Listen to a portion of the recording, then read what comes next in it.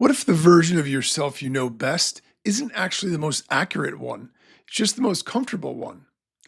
And what if the confidence most of us feel about who we are is built less on honest self examination and more on a story we've been quietly telling ourselves for years, one that protects us from the parts we'd rather not look at? By the end of this episode, you'll have a clearer, more honest picture of what self knowledge actually means, why it's harder than it sounds, and what genuinely starts to shift when you begin to develop it. We're going to talk about what self knowledge really is, not the personality quiz version, but the real thing that's underneath it. Why even thoughtful, introspective people often misunderstand it, and what actually helps. So let's get into it.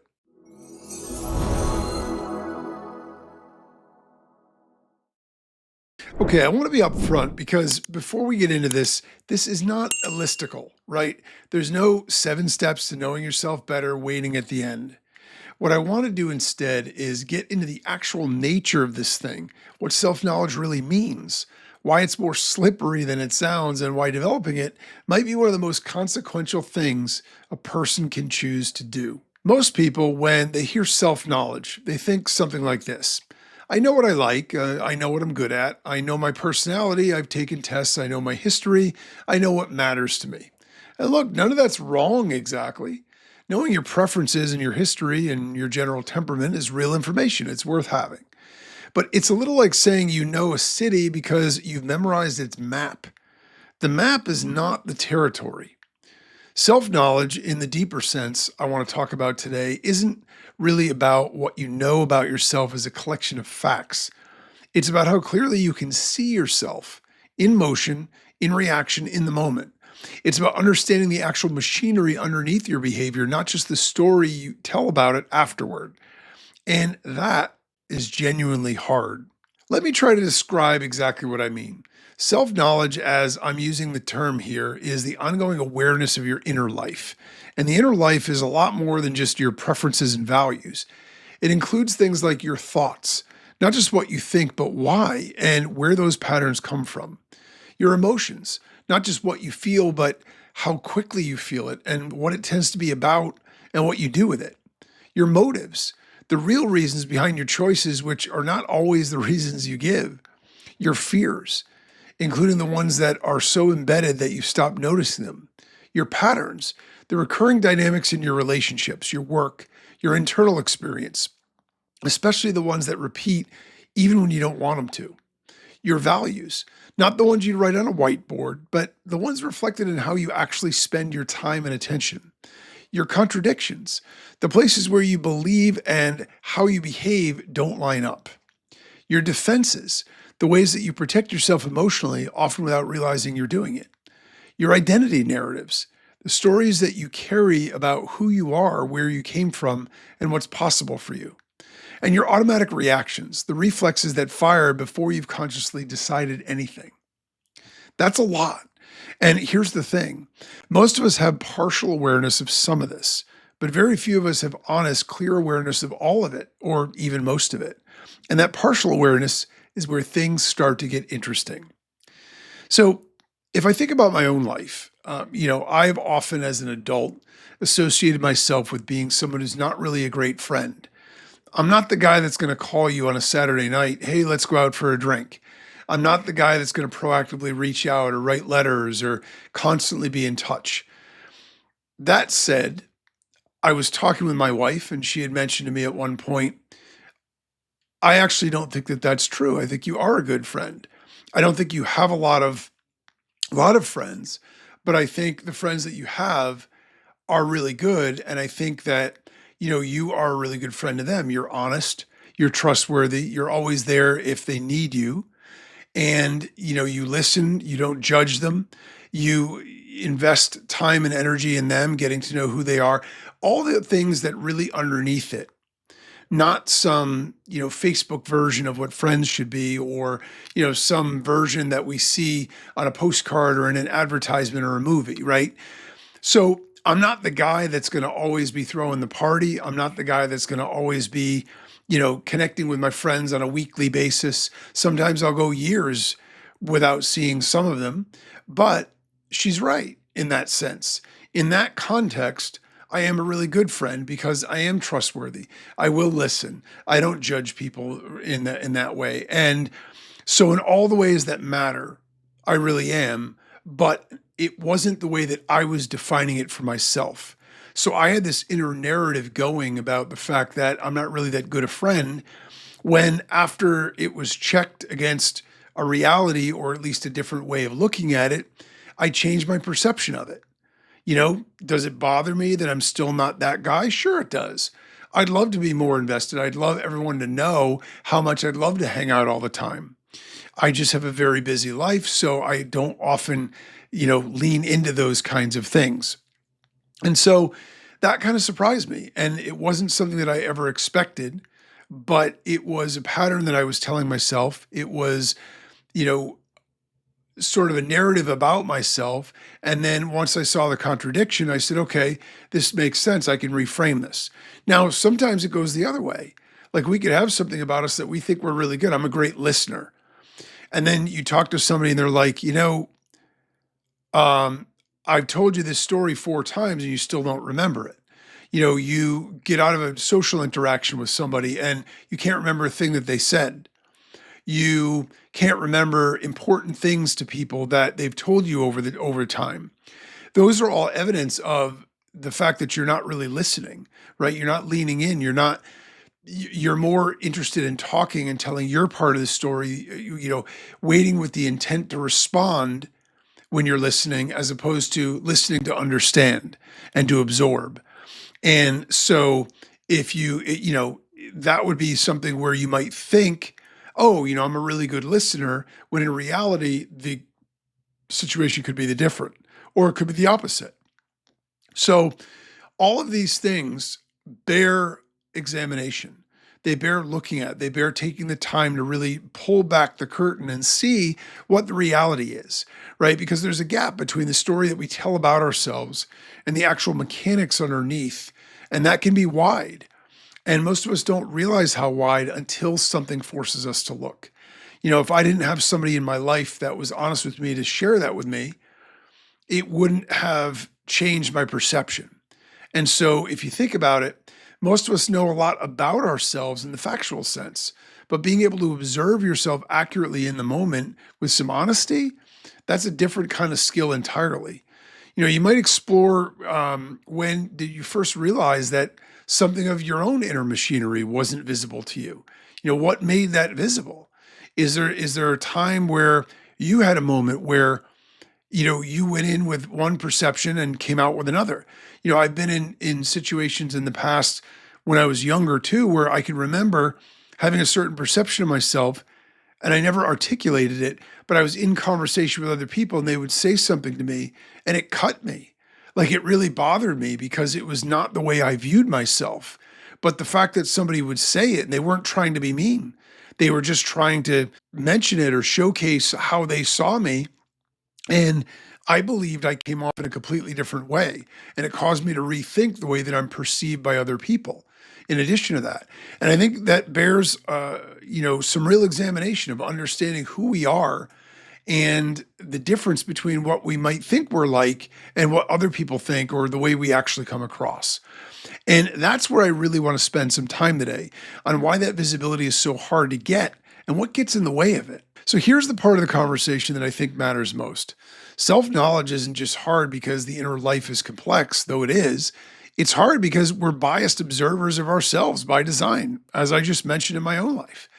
Let me walk through some of the specific ways that plays out. The first one, we confuse our explanations with the truth. So when something happens, we make a choice, we react to something, we feel a certain way, we almost immediately construct an explanation. And that explanation feels accurate. It feels like insight, but it's not always that. Sometimes it's a story we tell to make the behavior make sense rather than a genuine account of why it happened. The second one, we protect our self-image. There are things about ourselves that are genuinely threatening to look at. Maybe it's a way we've been unfair, a pattern we've been afraid to name, something we've avoided. The mind is very helpful, but not always honestly, tends to steer away from those things. It's not deception exactly. It's more like self-preservation that happens below the level of the conscious choice. Third, we avoid uncomfortable emotions. Self knowledge sometimes requires feeling things we'd rather not feel: grief, shame, fear, disappointment, all in ourselves. And because that genuinely feels bad, we often stop the inquiry before it gets there. We get close to something uncomfortable and then redirect, often without noticing that we've even done it. Fourth, we inherit beliefs we never chose. A lot of what we think we believe about ourselves, about people, about what's safe, what's possible, what we deserve, came from somewhere outside of us: our families, our culture, our early experiences. And because those beliefs arrived before we were capable of evaluating them, they often feel less like beliefs and more like reality, just the way things are. Fifth, we often notice outcomes before causes. We notice that we're anxious, or that our relationships have a certain recurring dynamic, or that we keep making the same kind of decision, but understanding why those things are happening, tracking it back to the actual root, takes a kind of patient attention that doesn't come automatically. And sixth, maybe the most disorienting one, we can be genuine strangers to our own motives. Sometimes we really don't know why we want something, why we reacted a certain way, why we felt what we felt. The motive is real, the feeling is real, but the internal access to it, not always there. And all this is completely normal. This is how human beings work. It's not a personal failing, but it does mean that if we want to actually know ourselves, we have to work against some pretty strong default settings. If we talk about one of these things that I experienced personally, I can say, as I mentioned, I've been in conversations where I felt as though I came across a certain way, and then somebody would say something, and then somebody else would jump on it, and they all agreed. And it was contrary to the way that I believed. It was contrary to what I thought. I've been in situations where I didn't act in a way that I felt I should have. And it's very difficult to go back to those moments. It's easy to constantly, especially in today's day and age, distract ourselves by things that are more immediately gratifying, rather than to do the hard work of sitting with it, sitting with who we are, the good and the bad. It's important that we recognize the positive in ourselves, and that we pat ourselves on the back and encourage ourselves in those ways.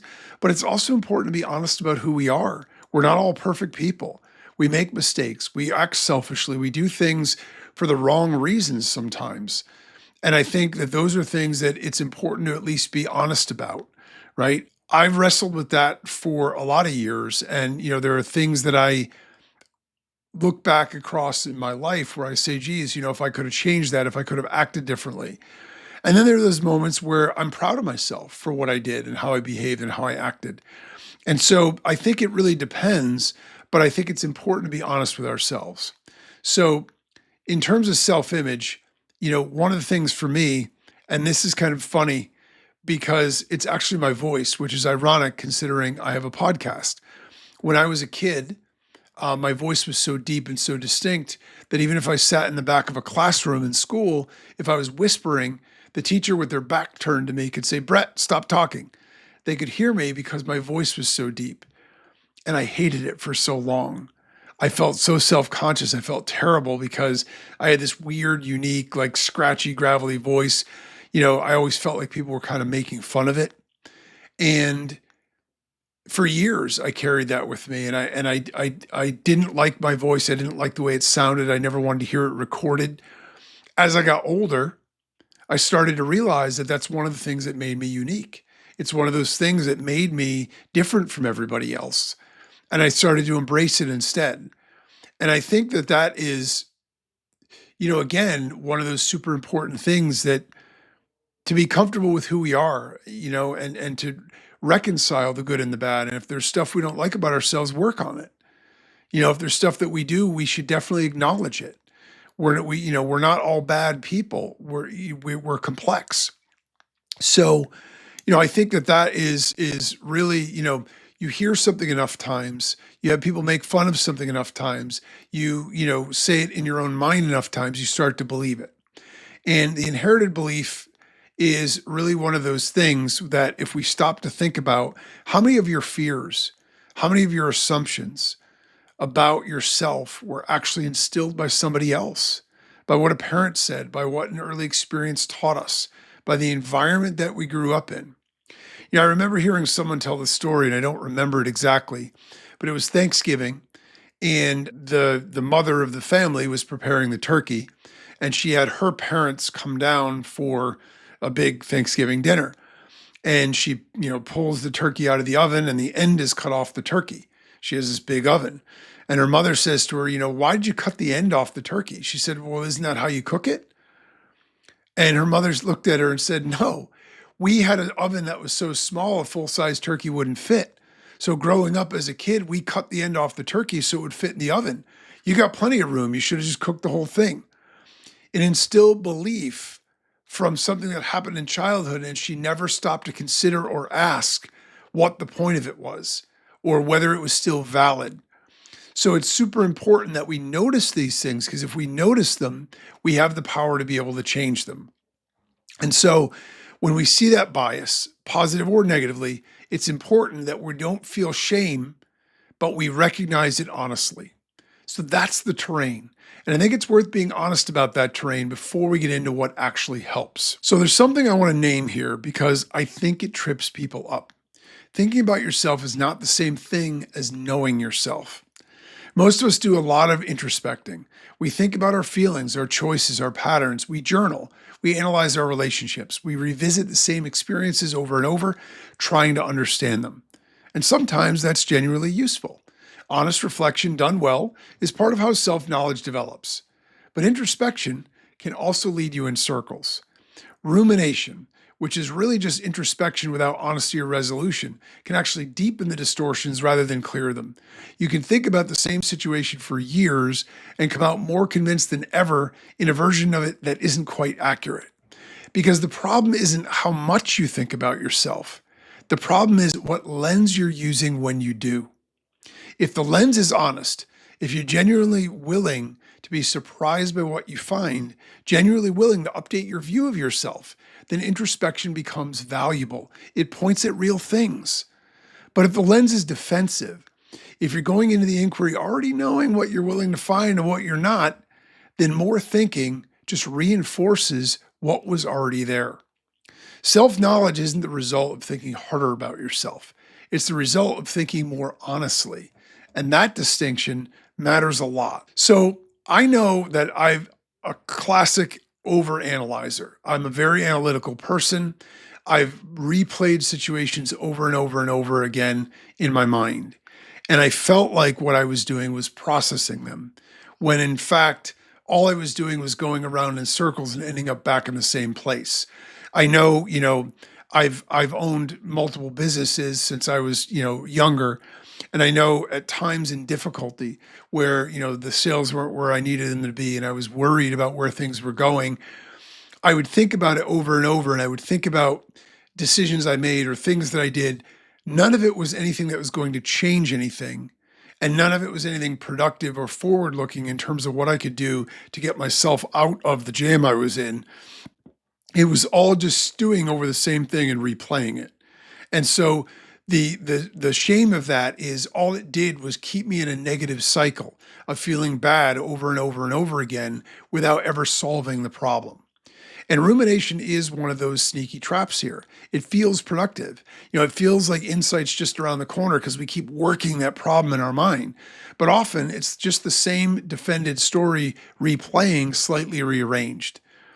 Now, the difference between explaining a feeling and understanding it is super important as well. There's a movie, Couples Retreat, and in it, Jason Bateman and Kristen Bell are a couple, and they're in with a therapist. And he says to them, why don't you, tell her, how you feel? And he says, well, if you think about all the things, don't explain it, just tell it, hurt or angry or whatever it was, an emotion, a feeling. The difference between understanding it and explaining it is being able to feel that emotion and recognize it for what it is, as opposed to explaining the symptoms around it. Because explanation often shuts down further inquiry. Understanding keeps you curious. Then you can start to say, why am I feeling that way?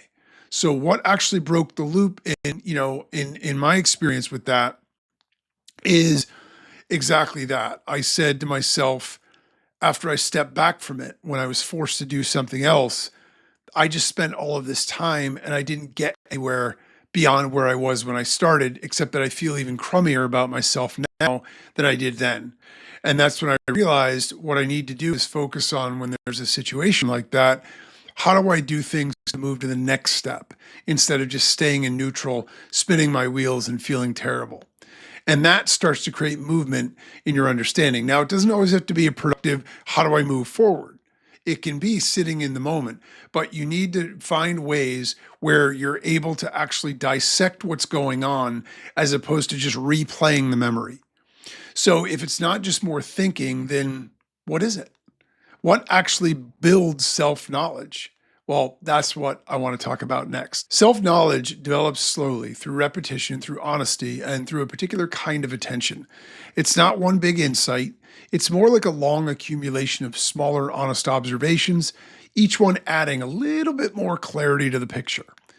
A few things seem to genuinely move it forward. The first is observation without immediate interpretation, and this is hard. Just noticing what you felt, what you did, what came up before you rush to explain it. The explanation comes in and it narrows the inquiry. Observation keeps it open. The second is honest feedback from other people. This is the one I was talking about before for me. This one's uncomfortable because it means letting yourself actually hear it when someone tells you something about how you come across or how you behaved or what they experienced in an interaction with you. Not just defensively waiting for the feedback to be over, actually letting it land and sitting with the question of whether or not it might be true. Third is emotional tolerance. Self-knowledge develops faster when you can sit with uncomfortable feelings instead of immediately managing, deflecting, or resolving them. The discomfort is often pointing at something real. If you can stay with it long enough to hear what it's pointing at, that's often where the understanding lives. Fourth is pattern recognition across time. A single data point about yourself can be explained away. 10 data points across 10 different contexts across several years, that's a little harder to dismiss. One of the things that builds self-knowledge is simply paying attention long enough to notice what keeps coming back. And fifth, maybe most importantly, the willingness to be wrong about yourself. To hold your self-concept loosely enough that new information can actually update it, to approach yourself with something closer to curiosity than certainty. It's a powerful shift. That posture, curious, open, honest, patient, is the engine underneath all the rest of it. So, one of the things, as I mentioned before, is having a personal experience where when you're actually vulnerable enough.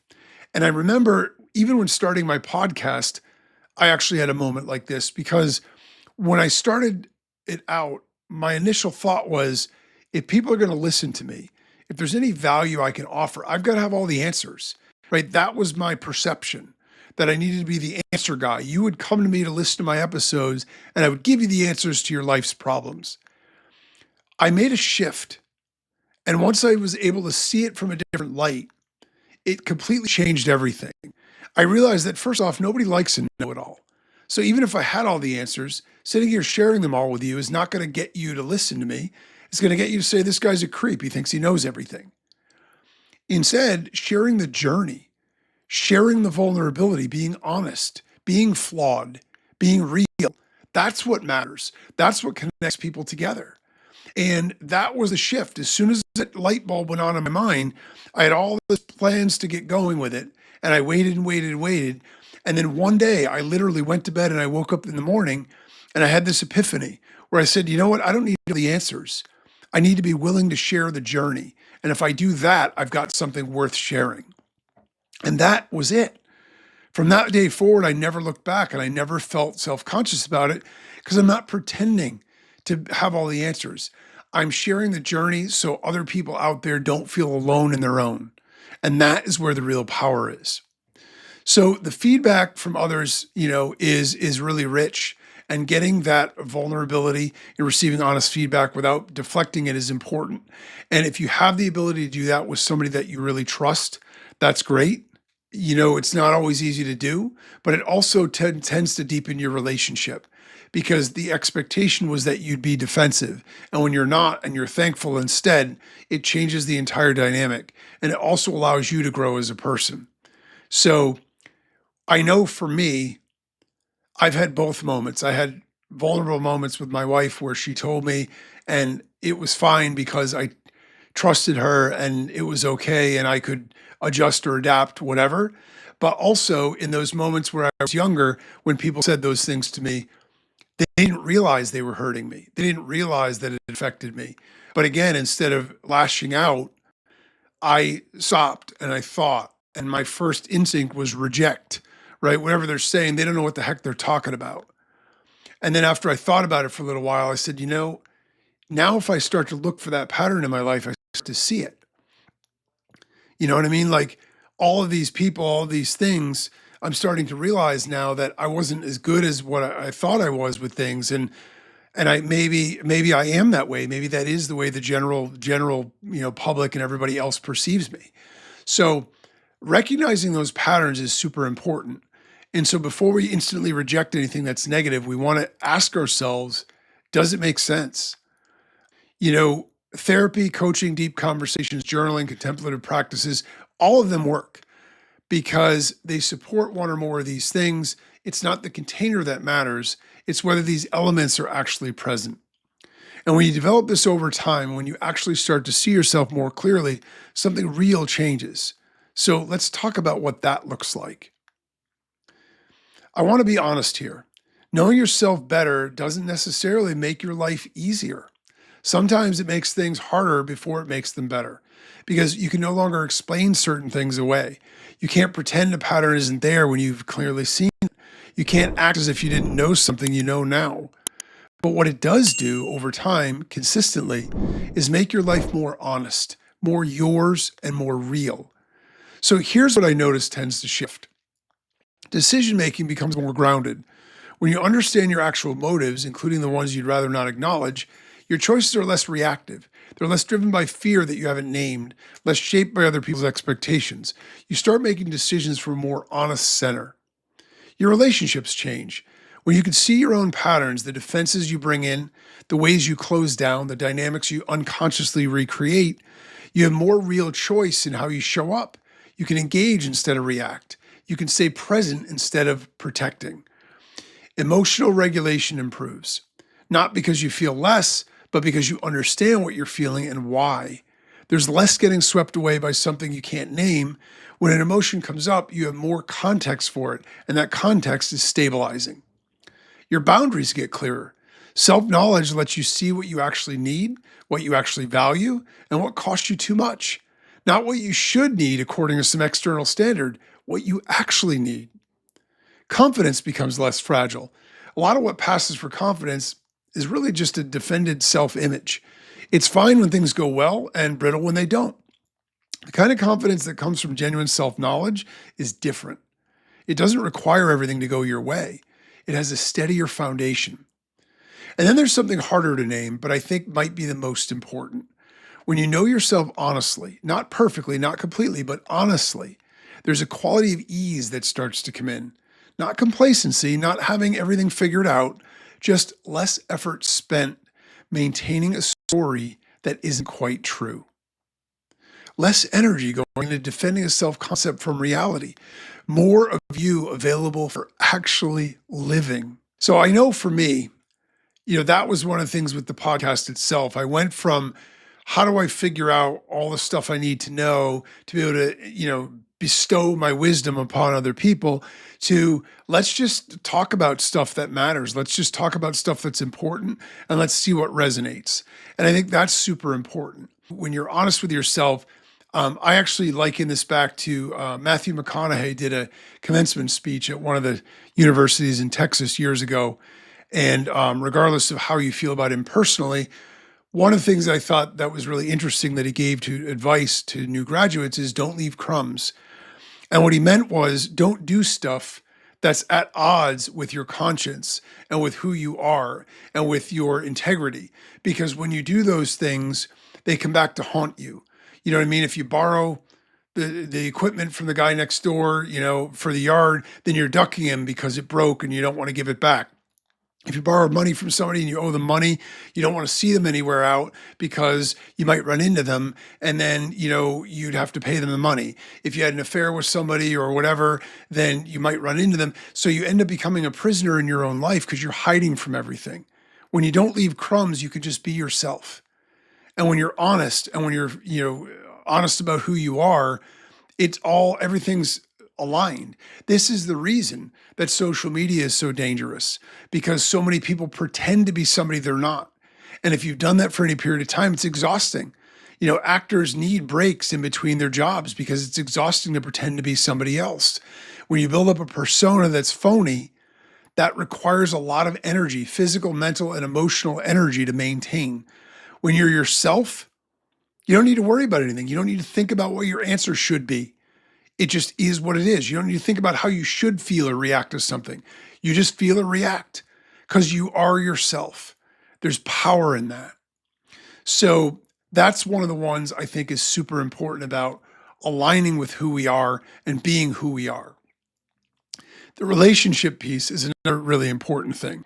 You can't be fully present with somebody else if you're spending your energy managing your own unexamined material. So if you don't feel confident with yourself and comfortable, it's very difficult to give somebody else the bandwidth, the airspace, the oxygen to be who they are with you as well, and to make them feel good about the relationship.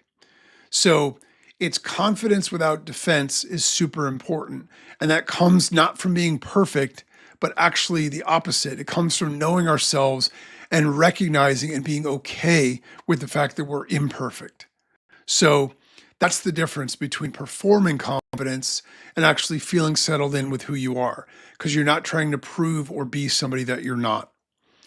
And this isn't a one and done arrival, right? That's the other thing we're talking about here. It's an ongoing thing. There are always going to be new layers. So what do you actually do with all of this? I want to leave you with a few questions you could take to the rest of your day or the rest of your week, because I think this stuff is super important and it's worth sitting with. Before I close, I want to offer you a few questions. These aren't meant to be answered quickly. Some of them might not be answerable at all right now, and that's okay. In fact, that uncertainty is often where the interesting stuff starts. So, question one. When you tell the story of who you are, your strengths, your struggles, your identity, is that story something you've examined or mostly something you've inherited? Question two. When you make a decision that doesn't work out the way you hoped, what's your default explanation? Is it usually about circumstances and other people, or do you genuinely look at your own part? Question three. What emotions do you find it hardest to sit with? And what do you do instead of sitting with them? Question four. Are there patterns in your life, in your relationships, your work, your recurring feelings that have shown up more than once? What story do you tell about why they keep showing up? Question five. When someone gives you feedback that stings, is your first instinct to get curious or to defend? What does that tell you? Question six. Is there something about yourself you've been avoiding looking at directly? Not because you don't know it's there, but because looking at it would require something you're not sure you're ready for. Question seven. What does knowing yourself mean to you right now? And how does that compare to what you thought it meant before this episode? You don't have to answer these today, but I'd encourage you to keep them nearby and keep revisiting them. So here's what I want to leave you with. Self-knowledge is not a destination you reach. It's not a score you achieve or a test you pass or a level of insight that means you finally figured yourself out. It's a practice, a long, honest, sometimes uncomfortable, genuinely worthwhile practice of learning to see yourself more clearly over time. And the most important thing, more than any technique, any journal prompt, any framework, is the orientation you bring to it. Are you curious about yourself, or are you trying to manage what you find? Are you willing to be surprised by yourself, even when the surprise is unflattering? That willingness is the whole thing. Because a person who is genuinely curious about their own inner life, not defensive, not performing, just honestly looking, will learn more about themselves in a difficult conversation or in a moment of unexpected emotion or in a choice they almost made than they could from years of self-improvement content. The inner life is rich. It's complex and layered and sometimes contradictory and always changing. And the more honestly you attend to it, the more available it becomes to you. If today's conversation opens something up for you, I'd encourage you to keep exploring. I put together a full collection of writing and resources on this, on the mind, inner life, and on questions that live underneath the surface of how we think, feel, and choose. You can find it all at optimize.com. I'll link it in the show notes. And in the meantime, be patient with yourself. Give yourself a little grace. Self knowledge takes time, it takes honesty, and it takes courage to keep looking, even when looking is uncomfortable. But if you're willing to do that, really willing, what you find will be worth it. And until next time, remember, optimize your life, not just your output.